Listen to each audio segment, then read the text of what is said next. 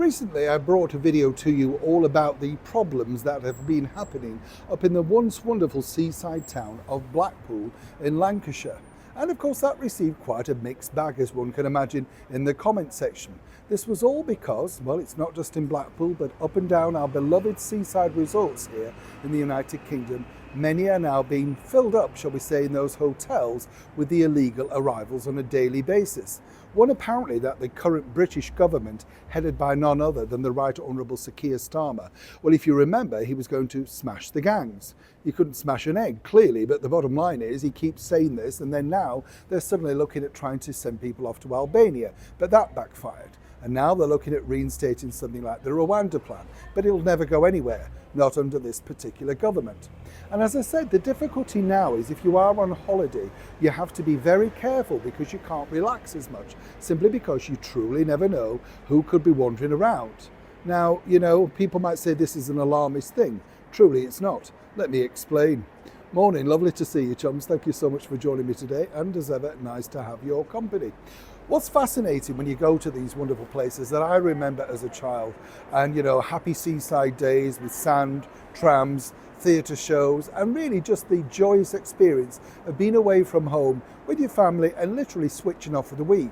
It doesn't matter whether you're staying an all-inclusive, go on a day coach trip, you want to relax. A game of bingo, a bit of candy floss and ice cream, and it's a break with everything that you have on a daily basis, right? But as I pointed out, you have to be careful because Blackpool, along with all other major seaside resorts, has seen a rise in crime, particularly of phone and bag thefts, particularly by people who may be relaxing. Put them down at the side of them while listening to the organist on the pier. You get the picture. But what's interesting now, and this is really my background to this, is that I was saying how people are getting very concerned about the lack of real visitors to all of these sort of places.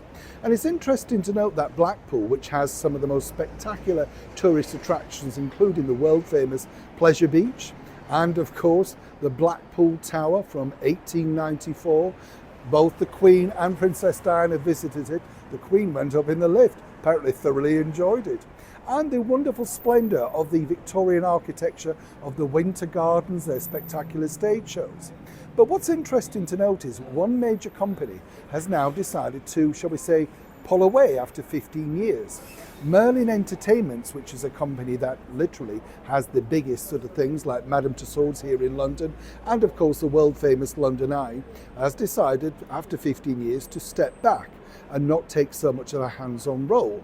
Frighteningly, this majority Labour-run council have now set up their own entertainment division, and they are going to be looking after these, well, splendid tourist attractions.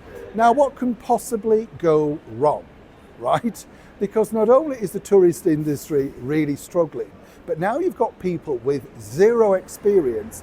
They are just councillors bringing lots of expensive people coming in to try and keep these products going. And I truly wish them the very best. But on a more positive note, why didn't they do more, for instance, to keep the Merlin Entertainment Group attached to such wonderful venues that are known throughout the world, and they were running them very successfully?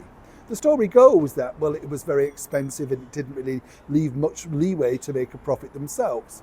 But it's a strange thing, isn't it? As our tourism is now in a rapid decline, most seaside resorts are now filling up many of their hotels with the illegal arrivals, and suddenly you've got a council who's never run anything of this calibre.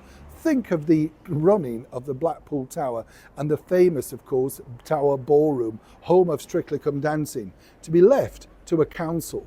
So many councils have gone bankrupt in the Labour areas up and down the United Kingdom.